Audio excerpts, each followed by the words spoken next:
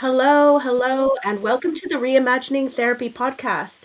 I am joined today with Nick Kettles, who is a good friend of mine and an amazing coach. I can't wait to hear what he has to say, to be able to pick his brains and hear what he thinks about the intersections between coaching and therapy and how we can make the industry more accessible, ethical, and inclusive for practitioners and for clients. Nick, so if you'd like to introduce yourself to people, and please don't be humble because you are amazing, and I am just so psyched to have you here. Thank you, So, DeAnna. so I'm yeah, grateful who for the are you? What do you opportunity to do? come. Great way to start 2026 as well.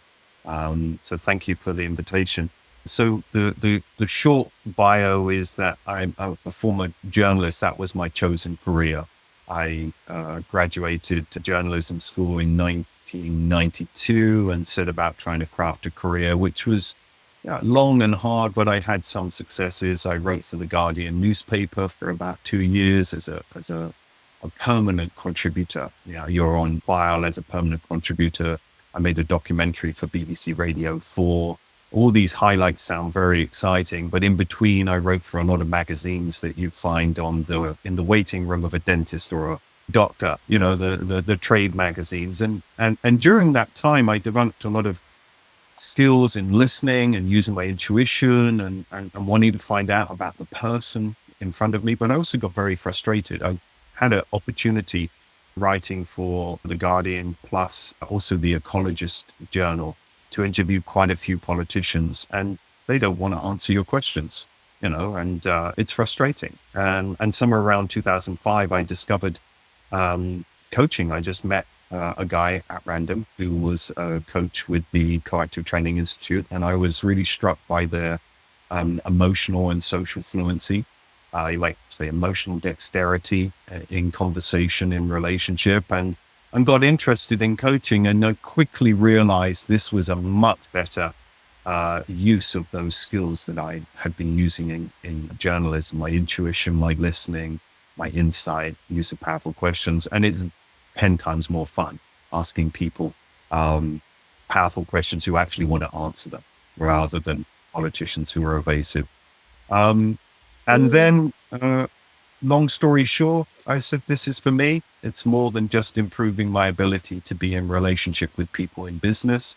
And I trained as a coach in 2008 and went through the credentialing process through the ICF in 2010. And I've also been training new coaches since 2013. And it's in probably thousands now that I've trained through various organizations. And I think it's a very, very, very, very powerful model of human transformation that has manifested in the world at this time, from the late 80s through to today. And it's here for a reason. And I'm not bored of it yet after 20 plus years. And that's a good sign. I'm still excited by its facility to transform people's awareness of who they are and what they want, to reestablish a sense of agency, to be self-directed in their choices. A couple more things about me, just because credentials are important. They say something, not everything about who you are as a coach, but I currently hold the ICF Master Certified Coach credential since 2020. So I'm coming up with my second renewal. And that simply means I sat for several thousand hours in paid coaching engagement. And that doesn't mean that all of those hours were necessarily good, but you learn something from sitting in thousands of hours. I'm a partner of 27 years next week. And I would say that coaching helped the longevity of my relationship, 100%. I think we navigated a lot of difficult places Congratulations. through learning to be in a different kind of dialogue with each other, my wife and I. I'm a father of two beautiful, powerful, independent young women. They're 25 and 22. And while there were times where they were teenagers, they would say, stop coaching me. They do acknowledge now that it made me a better parent. And they often come and ask for coaching. And in fact, both of them have been through some coach training, one, in fact, through credential. become a credentialed coach, and the other one just beginning her training as well. So yeah, it's a big part of my life. I live in Southwest France, where we moved 20 years ago on a whim for a year to see if we could live in a different culture from having grown up in Britain. And we're still here. And I'm naturalized French from 7 years. We live close to the Pyrenees. I like the countryside. I'm a natural introvert, so I like to be outside and amidst the silence and the elements. And I don't get bored of the mountain here. Yeah. And so it's like a perfect TV, something beautiful to look at every day. Yeah, that sounds beautiful. Are the Pyrenees close Well, to Grenoble? I Grenoble used to spend a is fair amount of closer to the time Alps, so in that that's part of closer France. to the Swiss and Italian border. Uh, Okay. the Pyrenees is the border, Mm. in fact, the Oh, border you're of the other France side. and Spain. Mhm. It's very easy to think of it that way.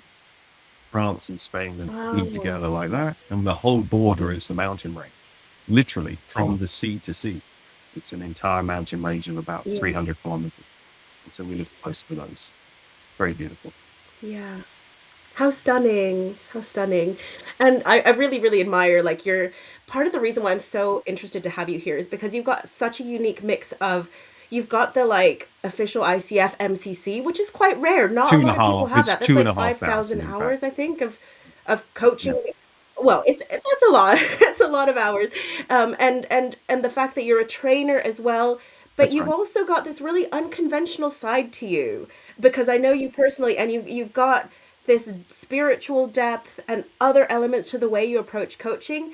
And so I'm really intrigued in, Well, I guess, understanding I left those how you parts out see of the those intro, different so aspects of for coaching. the sake of brevity, but there is another backstory. While I was a journalist, I was Mhm. going through what could be described as, in my early 20s, a constructive breakdown that led to therapy and joining support groups, as well as a spiritual awakening. Having grown up in kind of a very relaxed religious family, but more or less quite secular, and not having ever really a defined belief system, having a spiritual awakening in my early 20s. So those two things, pursuing a path of therapy and personal growth in the 90s to heal myself as I understood it over time, plus having some kind of spiritual awakening, were both a big part of my journey while I was trying to establish a career as a journalist. And during that time, I pursued two things that I think do inform coaching. One was that I trained as at the time, would be called an integrated breath worker or a rebirther. This is a kind of a form of therapeutic intervention Mhm. using super pranayama, using a very dynamic form of breath to take you deep into the unconscious and to what we understand today, release, like say, we would say at the time, stuck emotion, but emotion that was, compressed into the muscle tissue or to the nervous system. When Bessel van der Kolk says the body keeps the Mm. score, I mean, that's what we understood. And we'd use the breath to allow that to be released naturally. And so I went through a training to establish myself as a practitioner of that. And that was something that I pursued for 6 years in many hundreds of hours and clients and a wide range of experiences, observing people come into a new relationship with soma, with the body, with their breath, with their mind-body continuum, understanding how limiting thoughts get in the way. So that was a big part of my foundational training. And then at the same time, finding meditation and trying many different types of meditation, and then eventually sticking with one quite a long time, like about 10 years practice, very deep, going on many, many retreats, sometimes 3 days, sometimes 10 days, one 30-day retreat in Mm. silence. And frankly, I could do that forever. It was much easier than trying to pay the rent and be a successful citizen,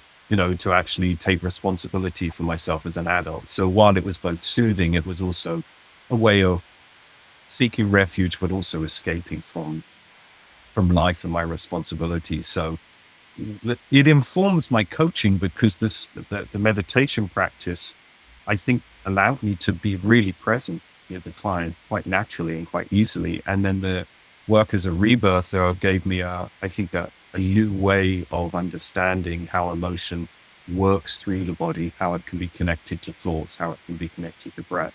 So I came with some other training, and that's always supported me, and I think in holding a broader space for my clients. Yeah, yeah. There were other background influences. It wasn't just journalist and coach. Yeah, for sure. And I think like, knowing the way that you work and what's unique about the way you Yeah, are as a coach. This is just to generalize. I know there's lots of facets to you, but there's that like kind of breaking open that you describe where you had that kind of like, mental health crisis and went to therapy. So that breaking open, which you use as part of the way that you mm, teach people and part of the way that you coach. So you have that depth. yeah, You're not shying away from those broken parts of people, and I find that really interesting in like basically coaching with depth, where there's this kind of myth that you need to go to a therapist for certain types of things. And I guess one of the questions I have with that is, what's required of a coach to be able to handle that kind of work appropriately, and how can a client well, I identify love who the who is the right question, person to and guide them I through think that that? the context is important, and my story informs the answer, which was that constructive breakdown, early 90s, going into therapy support groups, exploring a wide range of healing modalities, but most of them almost exclusively were attempting to fix what was wrong, right? Was attempting to address those Mm. broken parts with compassion, 100%, with retrieving those broken parts, helping reintegrate them, but without a context of that, what we understand as creative, resourceful, and whole. I mean, it says it in the ICF definition of coaching. We see our client as creative Mm. and resourceful. We are indexing towards the part of them that is not broken. We are always holding them as Mm-hmm. capable of being resourceful and creative in their choices. And that was the big shift for me. When I found coaching, it wasn't just this social emotional fluency that I saw in these coaches. It was that they were focused on this idea that inherently we are resourceful and whole. And I blew my mind in 2005. I was just like, wow, I've just spent nearly 15 years hammering away trying to, you know, heal my broken pieces, and with great success. I had recovered to become functional, but never expansive in a way that where I felt empowered, really empowered. And so that reframe was important. And I think that is important about how coaches themselves address broken pieces, because that is part of the person's wholeness. But always it should be addressed in relationship to the functional parts of the person, to helping them build a relationship with their inherent resourcefulness, with their, that is a part of them that is okay. And they may know that, they may not, but there is great value in helping them develop the relationship with that, because they probably spent a long time developing a relationship with the part that feels broken, or at least attempting to hide that. And this is a simplistic answer, but example, but I think it Mm. speaks volumes. Is like when we do basic work on the idea of the inner critic or the saboteur, those self-limiting beliefs. Sometimes when we're training it, we say, well, who knows this? Everyone raises their hands. Everyone knows the idea, the phenomenon of a voice inside your mind that says you're not good enough, or the world is untrustworthy, whatever tense it speaks in. And then when we introduce the idea of, you might call it an inner guide or an inner leader, which is like the same thing. It's just another voice. Access a different voice, a voice of wisdom, a voice of resourcefulness inside of you. How many people have heard of this? Barely anyone raises their hands, which means that we've grown up in a culture that that doesn't support the idea of wholeness. Now, that's quite a Western phenomenon from my own awareness. There are other cultures that actually have that idea of inherent wholeness, and they nurture that in the child. And that's a beautiful thing. But the vast majority of people in the West have grown up with a deficit mindset, if you like, about who they are. Education supports that. Healthcare reinforces it. And so a coach needs to address the broken pieces, but not at the expense, from my point of view, of how can you strengthen the relationship with resourcefulness first. You know, otherwise you're relating to the broken pieces from a weaker position, right? Where it's not a solid ground to stand on. I think in the Jungian work, they'd say you need to strengthen the ego, essentially, strengthen the sense of self. So the individual knows at their core who they are, what their sense of boundaries are, what their limits are, etc. That the locus of control is on the inside. We need to establish that first before we do too much work on how that part relates to those other broken parts. I'm wondering, like, personally, your experiences of therapy, you just describe them kind of as being a bit deficit focused and just trying to fix the broken bits without this idea of the wholeness of you. And I'm wondering what your views are on when someone needs therapy versus It's a when great they need question. coaching. I What mean, should I've, people I've be had the looking full for? range of experience, which is that some people have come to coaching because it feels safer, because it's focused on the whole person. Person feels ashamed of the broken pieces. They've learned to mask that successfully and become functional enough to get through life. So they come to coaching because it feels safer, socially safer. They've grown up in a world where therapy is for people who really have trouble. It's a legacy from the attitude to mental health in the last century, the 1950s, the 1960s. If someone had a strong emotion, they'd be, calling the psychiatric hospital in Britain. Literally, that's a mentality I grew up with. So some people will come to coaching because it feels safer. And then through the coaching process, they will identify that there's other work they need to do.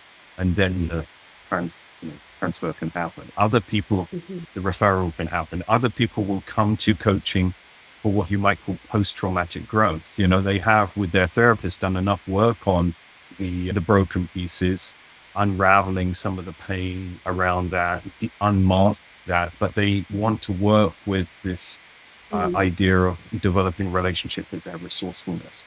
And coaching is equipped to do that.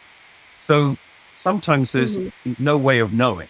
The individual has to find out. But I think the coach themselves needs to be aware of, what is a threshold, if you like? I think that's what in the classes I teach. What is the threshold for entry into coaching? And typically we say it's that the individual needs to have some sense of their own resourcefulness. They can't identify the deficit of victim story. They must be open to the idea that there are other points of view, that whether they know it or not, that there is a resourceful me inside that I'm willing to get to know. I'm willing to consider other points of view. So that would be the threshold of entry, if you like, into coaching. But oftentimes, even when someone passes that threshold, they discover later on that there's other works that they wish to pursue. I think sometimes there's been a bit of a kind of a resentment towards coaches as taking therapists' work. But actually, I see it the other way around, is that often coaches become a gateway through which people find therapists subsequently, because it's such a safe entry point because it celebrates resourcefulness. It's like, let's figure out what's right with you. What a wonderful invitation. I mean, who wants to go and figure out what's wrong with me? I probably already know that. So the coach says, let's figure out what's right with you about you and how we can amplify that. So it's a safe harbor. And then via that, I think a lot of people find that they want to do further work that is beyond the scope of the coach. And then, so coaching actually becomes a gateway to therapy, as opposed to something that's taking therapists' work away from them. I don't know if you've heard that viewpoint, but no. Yeah, I mean, I think I've definitely noticed turf wars. I'm not turf wars, That's fair definitely, enough. like, just both sides Yeah. basically shitting on each other, like therapists saying, oh, coaches are like unqualified and they don't know what they're doing, which is part of the reason why I want to have this conversation, because you're the example of someone who so deeply knows what you're doing and you're training other people to know what they're doing. And so that's a myth that I think needs to be really thoroughly debunked. There are people that don't know what they're doing on both sides. And then there's, on the side of coaching, there's this really arrogant, I will not name the name because I do not want anyone to be bullied, but there is this really arrogant coach who's very vocal, and he talks about how basically people who go to therapy are like not functional enough for coaching. And so like when you're like low functioning, you go to therapy. When you're high functioning, you go to him because he's amazing and he'll help Well, turn you yeah, into an alpha, like ugh.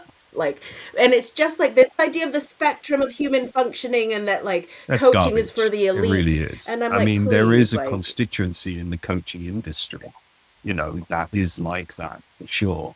I mean, there it is. I mean, these binary descriptions of coaching versus therapy, we're talking about two vast industries. I mean, coaching is 35, coming up 40 years old mhm. as an industry. It's younger than therapy, of course, but sufficient enough for there to be it's a broad church. There's a lot of different types in it, and the same with therapy. So, You know the what? turf wars often get established from the ones where there are stark differences, as opposed to where there are often places where we have more in common, Mhm.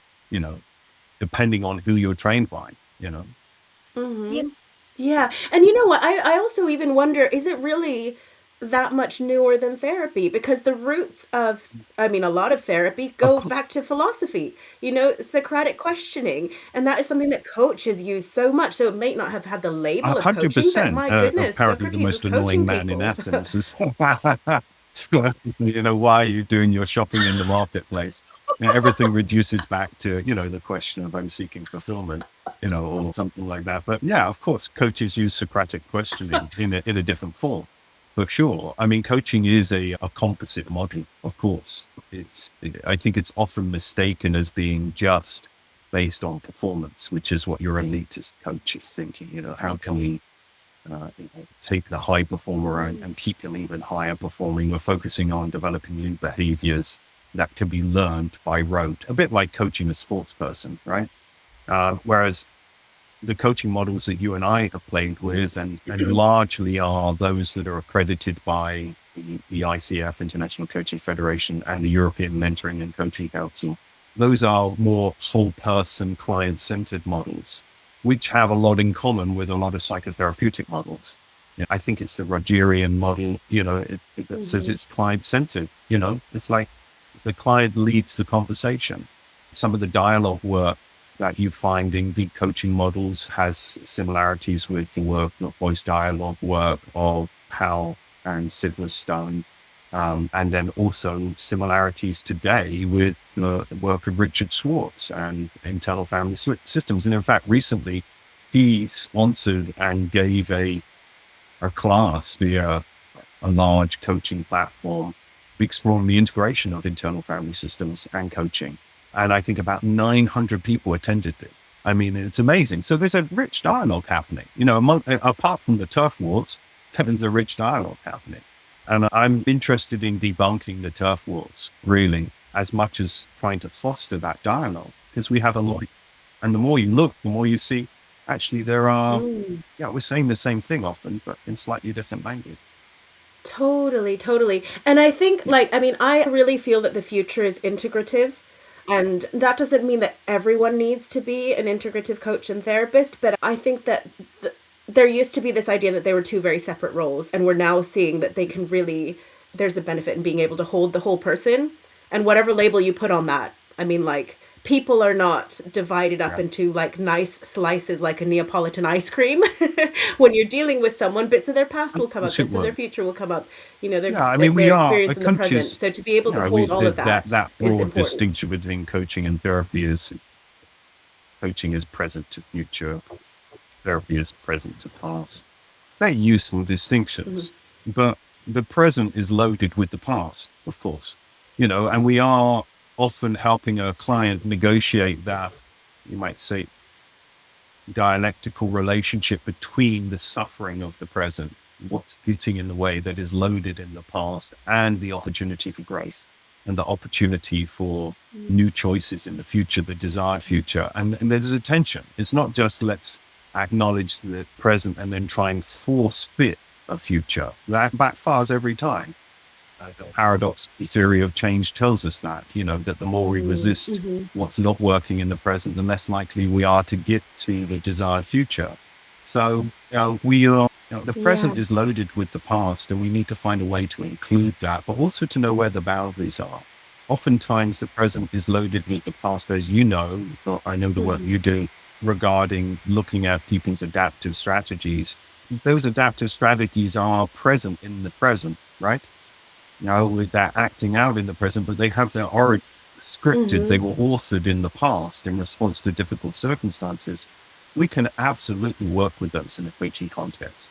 But if the root of that adaptive strategy was in response to a particularly traumatic event, that dysregulated the individual, and that material surfaces in coaching session, that's where a coach needs to ask themselves, do I have additional training that can support the holding a space for that and the transformation of that? Or is that beyond the scope of my practice? So I think a good guideline for any coach is to think of the idea of scope of practice. It's not just the definition, but scope of practice based on my own experience. And this actually plays out when I teach more experienced coaches how to hold a space for loss and grief.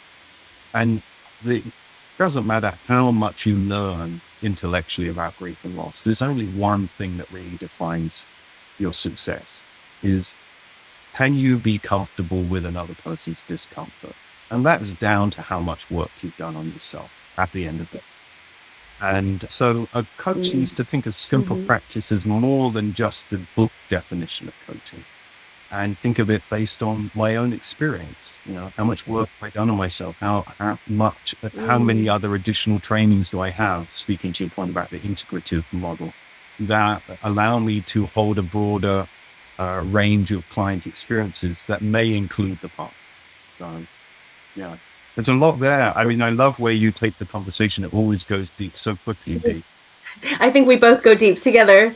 And like, as you were sharing that, I was thinking of, a particular experience I had with a coach who was in some ways an amazing coach, but just had this kind of lack of ability to hold that space when anything distressing came up. And it's funny how people can be shamed without someone actually saying anything, because by just not allowing the space, by not responding, I mean, like, or validating. Yeah, it was like, it's just like, okay, we're gonna bypass that. And it felt so hurtful that there was parts of me that just weren't welcomed in that space.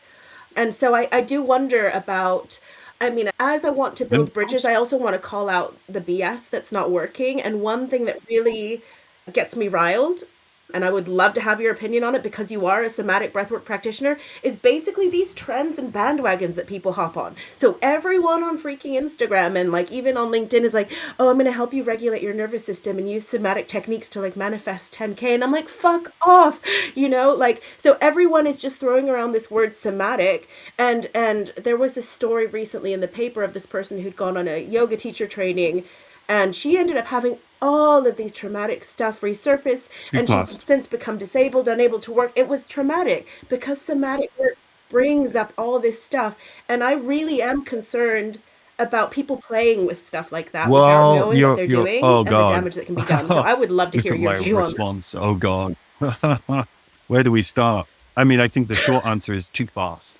I mean, I think any therapist will understand that too. There's a time and a place. I was working with a client this week, recently, and I've been working with them for 16 months.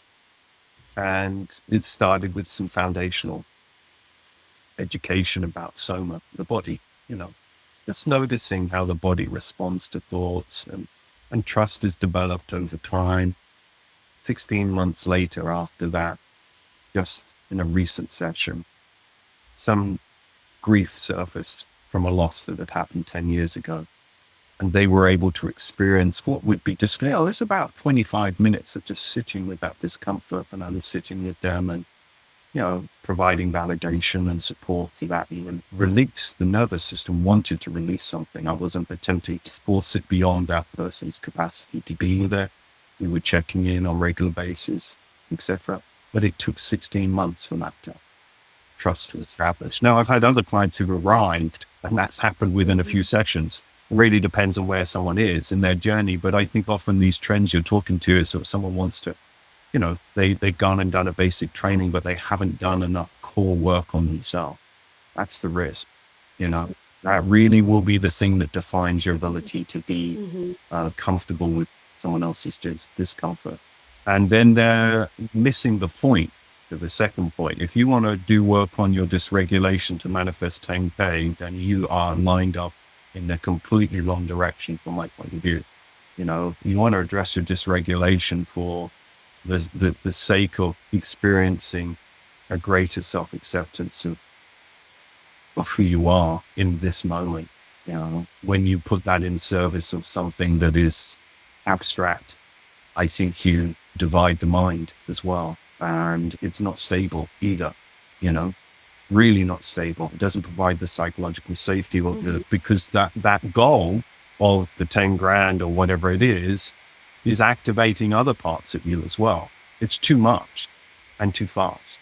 And I think that's the sad thing about our world today with AI. We see this with AI as well. It's like everyone's a freaking PhD expert on everything, and we're learning that even that when you write an AI blog about something, if you didn't write it yourself, you'll probably forget it. But if you write it yourself, I mean, you can use AI to edit yourself. But if you let AI write it on it as original content, you're less likely to remember it. So there's a quick fix mentality in our world that is just playing out through the therapeutic world. And I think there's a backlash to it where people are saying we want to slow down, we want to have more in-person experiences, less technologically driven experiences, etc.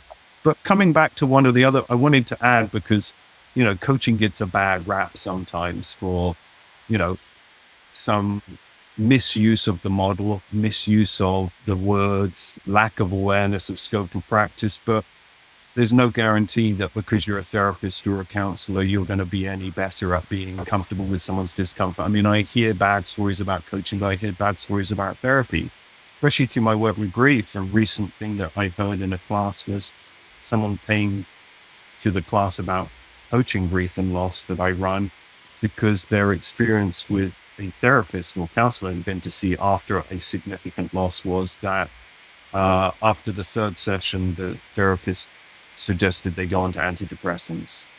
And my colleague said, I'm not depressed. I'm experiencing loss.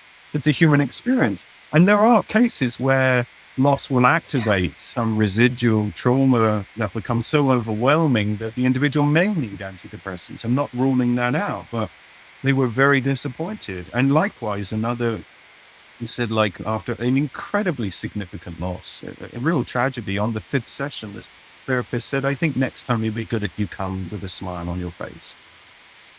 This kind of Oh my fantasy gosh, that is idea, and I've awful. experienced the same, where a therapist I worked with was just not comfortable with my relaying of lived experience of difficult times of dysregulating traumatic experiences. And, almost to the point that they stepped over them, that wasn't part of the model they used or their own training. And that's fine. You get what you sign up for, but we make so many assumptions. I was thinking the same thing because people do love to put down Oh coaches God, because there's some terrible there coaches are out there. scammers out Let's there, be and I real guess about it's that. kind of easier to be a scammer as a coach. There are, but there's so much snobbery when it comes to therapy, and one of the things that is kind of a really gray area at the moment, particularly in the UK. I don't know how it works in France, is that in the UK, psychotherapist and counselor are not regulated terms. Anyone can call themselves that. And the reason that Parliament has done that is because they say it's down to the client. Who are we to legislate the kind of like human relationship? We can't say we don't want to stifle innovation. We don't know what it Yeah, is. You guys sort yourself out. You hire who you want. You practice how you is that want. right? So anyone can call Didn't know that. themselves a therapist or a counselor Yeah. legally, which is really unusual because that's different from most countries. I mean, in the US, it's very, very regulated state by state. And in other places, there's licenses you need, but here it's not. There are voluntary regulating bodies. And what I'm finding is this elitism between those counselors they've jumped through the hoop, gone through the training to be part of the, British Association of Counselors and Psychotherapists or whatever, which is voluntary, not legal requirement, and thinking that they're better. And I've actually had some atrocious therapy that has left me with further trauma as a result of the therapy through BACP accredited therapists. No, And I'm like, this is not the I marker of think I what come makes back someone to good or the not. marker of what makes you good or not is that, I mean, I'm proud of having the MCC but it doesn't prove anything. Really. it proves I did 2,500 hours, and I went through an evaluation of two of my coaching live, or it was a recording of the coaching. It's not like a written exam or something. So it's, it's a tough evaluation, but it doesn't say anything really. I think ultimately the marker of all success, whether it's therapy, counseling, or coaching, is the commitment to do work on oneself. And I would not wish it on anyone, but perhaps a slight advantage I had was having a constructive breakdown age 23. So now, age 56, I've been on this road for 33 years. And a lot of people are entering into coaching or into therapy midlife, having never done any work on themselves. And they get the basic requirements of their training, which in a coaching training is not actually very high. And even in a counseling or a therapeutic training, it may not get to those deeper, darker places that you need to examine in order to really experience some level of integration or to be comfortable with someone else's discomfort. So it all comes down, I think, to the coach or therapist or counselor's own commitment to their own growth. You can only hold a space for where you've walked. That there's a principle in that. I don't mean you have to have gone through the identical experience, but try holding a space for someone else's dysregulation when you never even acknowledged yours. It's not really going to be successful. So, and that's a very broad response, but I'm frustrated by the question as much as you are. It comes up all the time in all the trainings I do, whether it's my own classes or Reimagining or the schools I work for.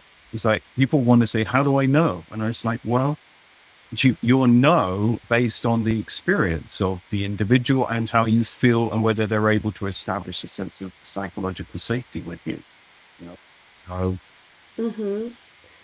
Yeah. And I think the one thing that would be useful, because I'm thinking about my own experience as a client of like therapists and coaches and other people who may be looking for therapists and coaches, is that sometimes people have a bad experience and they go, oh, I tried therapy and it didn't work for me, or I tried coaching and I didn't like it. And I think actually, if you look at them, if we take away the labels of therapy and coaching, it's like, what are the modalities we're working with? So like person-centered, like the Carl Rogers humanistic, Maslow, all of that can sit within either therapy or coaching. So if you just look at the modality, that's more useful. Do you want someone person-centered? Do you want someone who's maybe more like going to look at your thoughts and analyze them? So more of a CBT, solution-focused kind of thing. Do you want someone who's more somatic? So I think if we're more specific about the ways in which we practice, it's not so much about whether we're a therapist or coach. It's like, these are the different things that are going to vibe with different people. And there's not one size fits all. But I wish it was. Someone's going to have to do that kind of map to say, this is what client-centered whole person means. Here are therapeutic models that use this. Here are coaching models that use this. And within the context of the whole person, we can address the mind, the body, the heart. And here are a range of interventions, because I don't think there's any one size fits all. There are limits to what I can do in a coaching session. I frequently refer people to body workers in particular. I had a client once who came in and I knew from just the intake session and the first couple of sessions, they described some of the traumatic experiences they've been through. And I said, I will only work with you if you work in parallel with a somatically informed body worker. I wasn't trying to be objectionable to them. I said, I don't want to waste your time. I really don't want to waste your time. The things you've described that happened to you at a body level, the memories your body is holding, I don't want to waste your time. And here are a range of 3 or 4 types of body work that I know. If you find the right practitioner, that is also key, right? These models will support you in addressing the dysregulation that you've experienced at a much deeper level. And I'll work with you in parallel to support you in integrating that material. But I'm not going to work with you unless you agree to that, because I knew it would waste their time and I know that we would just get stuck in the mind. Now, this is a departure from the idea of it's the client's agenda, which is, I think, a wonderful idea that sits within most good coaching models. But this was at the contracting stage. I just want to make that clear. This is the contract stage where, as a coach, I'm allowed to say what are the criteria by which I'm willing to do this work too. you're not obliged to take on a client.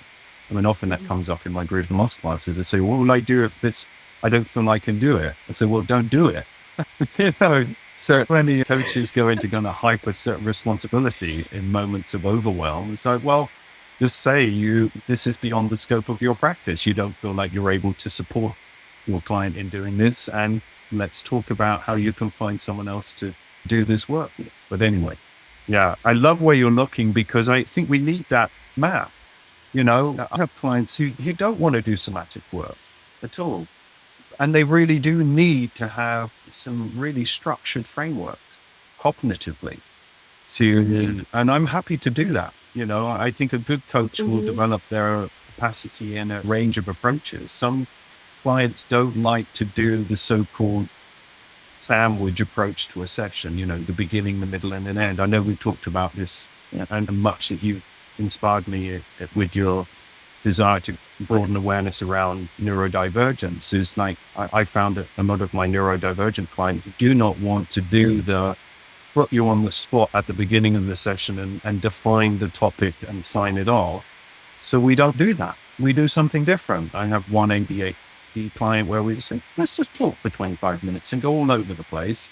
And then I'll pause you and see if you're ready to pick a topic. And you know what? 9 times out of 10, that works. So it's a departure from the kind of the protocol.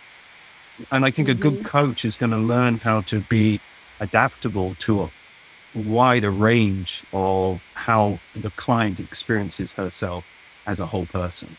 And will have a rich and broad toolbox to support them exploring their relationship to self cognitively, like you said, through CBT or even NLP techniques, through to looking at soma, the body and the dysregulation of the nervous system. They need a much wider range of tools. And I think they need to be able to not be too rigid about insisting that we take a one-size-fits-all approach. And maybe that's where the problem starts. But I think coaches need to start somewhere, so they need a protocol. And then once they're past their initial credentials, etc., they can start to see, okay, these are the places where I need to demonstrate a little bit more flexibility.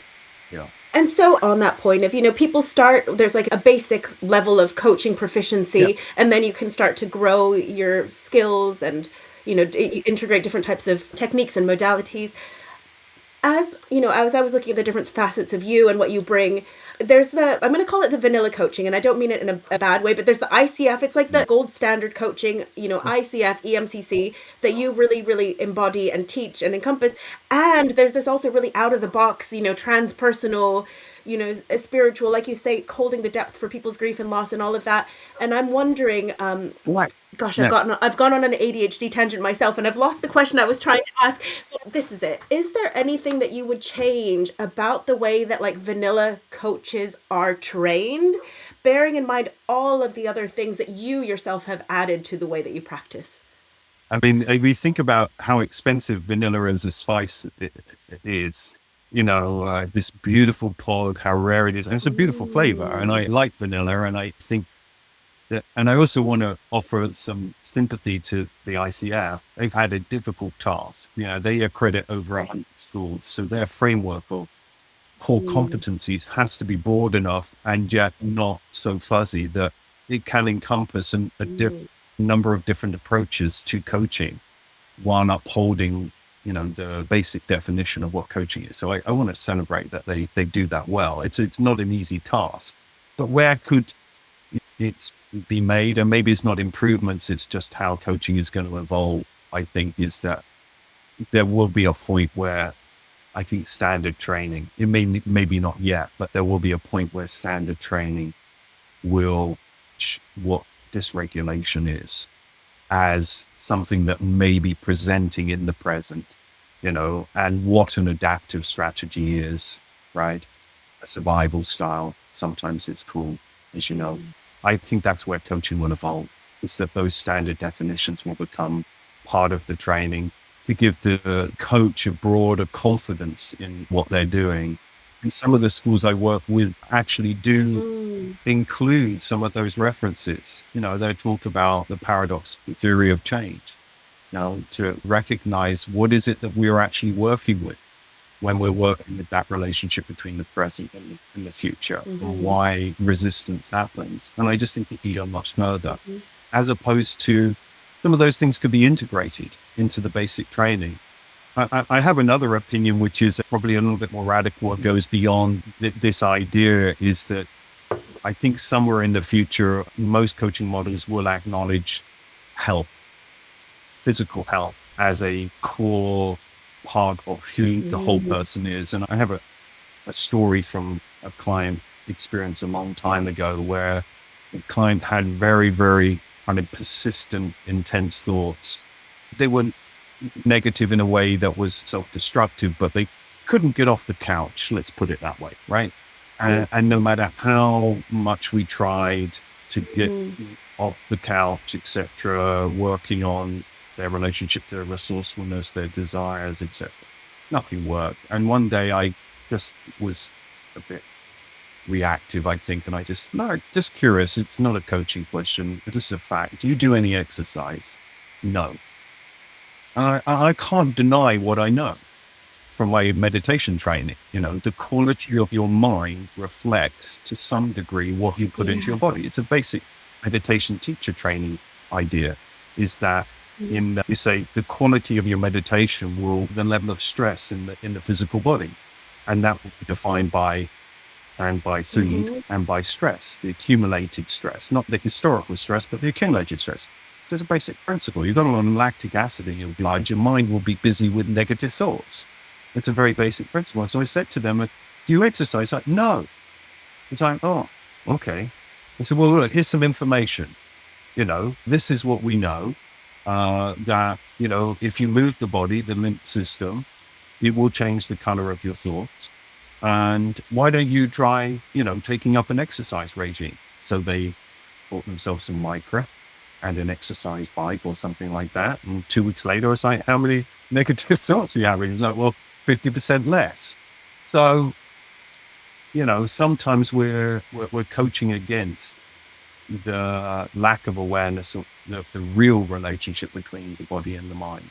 And the clarity of our mind is really influenced by what we're putting into our body and how we're taking care of it. Now, it's a radical view because it's the client's agenda, and you, as a coach, you're not supposed to teach, someone what they should and shouldn't do. But I think I saved that client a lot of time by just offering my opinion. And sometimes that's what I do. So, yeah, short, long answer, but there's sympathy for the difficult task that the ICF has. And yeah, I think there's more that will evolve over time, and we will start to converge. These two worlds will start to converge.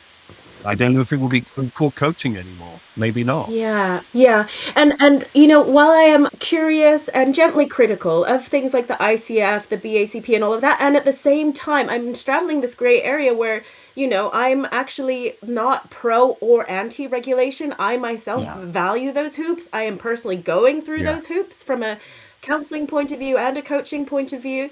And so I see the value in it. And at the same time, I'm like, how can we not just I'm sure take you're something out of the happy for box me and to say just I'm a accept that that's rebel the way it should too. be? I would happily blow it all up and, like live in a world where we rely on trust. But it kind of, at the moment, it is important to have some kind of attempt at standardization. And that's a risk when the more you standardize, the more you dilute, so we need it, unfortunately, because the wild west of therapy and the wild west of coaching is reckless sometimes. So we need some basic standards to give the marketplace confidence. I mean, it comes down to business at the end of the day, to give the marketplace confidence so that those people are responsible, whether that's a business or an organization, for procuring a wider range of supporting and helping professionals have some criteria to work with. I mean, it sucks, but it's just how marketplaces work. You look at BetterUp and BetterHelp, these two platforms that have emerged in America out of South Bay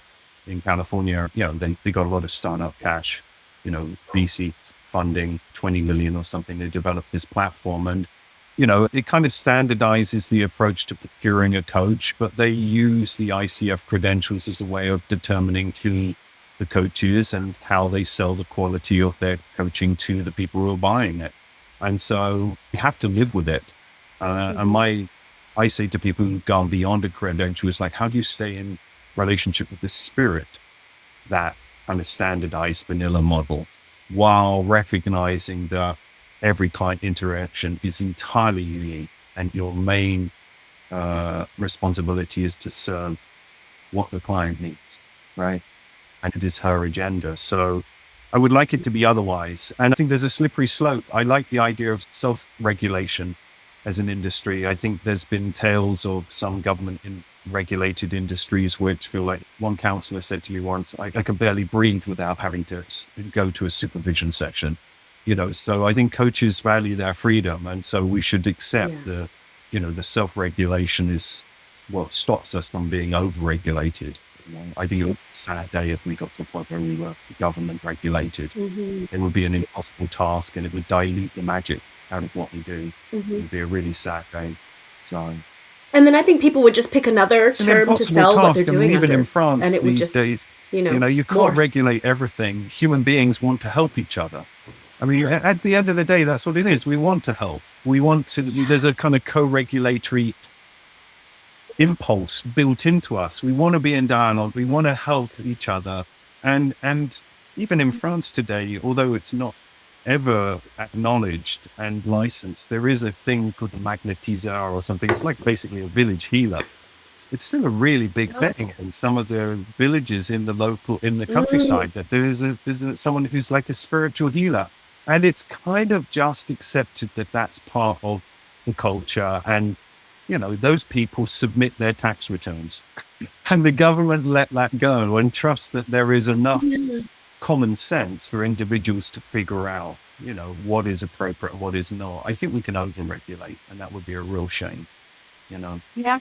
And I mean, there's something quite capitalistic Yeah. about defining who gets to be in relationship with each other. It's like, wow, this is a fundamental human need. And what about autonomy? And then, like, whose purposes is that serving? Is it trying to optimize people so that they can be better workers, so that it's strengthening the economy? That's And I mean, there's just all kinds let's of, do I it. mean, that's a whole Looking other at what is the podcast. Yeah, that's philosophical we need to do drivers part for 2. this, because I think where we come to it, what are we trying to achieve? What's the outcome? I think I started coaching thinking of course, I want massive financial success and freedom, meaning like freedom from responsibility, from being a active participant in society. And today, my desired outcomes are very different. And I think looking at what is your motivation is really key. And I think coaching is changing in that respect. Certainly in the late 80s, early 90s, that was it. It's like, you can have your cake and eat it. That was the message. You can make, it's law of attraction on steroids. You can make the life you want, have the material wealth that you want. And it's very different these days. It is indexed more towards meaning and purpose. And there are deep philosophical roots behind that. So that's maybe, as you said, another podcast. I didn't think we'd get through an hour this quickly, but we did. It's been amazing. We did. It has. Thank you so much. So let's definitely Yeah. let's do a part 2, because we have so much more to say at some point.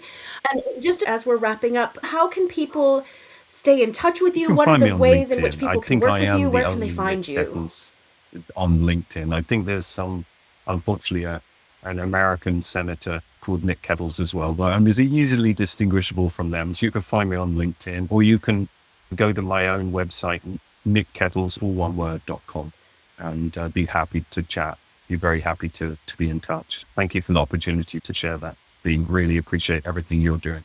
Thank you, Nick. It's been super fun to dig into this with you. I think And so. I know that we'll talk soon, even between podcast recordings. But for now, just thank you. And thank you to everyone listening. And please do email if you have any feedback on this podcast. If you want to ask any questions, Nick has shared his details, or you can get in touch with me directly, DeAnna at DeAnnaAvis.com. Thank you. This is the Thank you for Reimagining Therapy listening. podcast. Thank you so much, everyone. Thank you.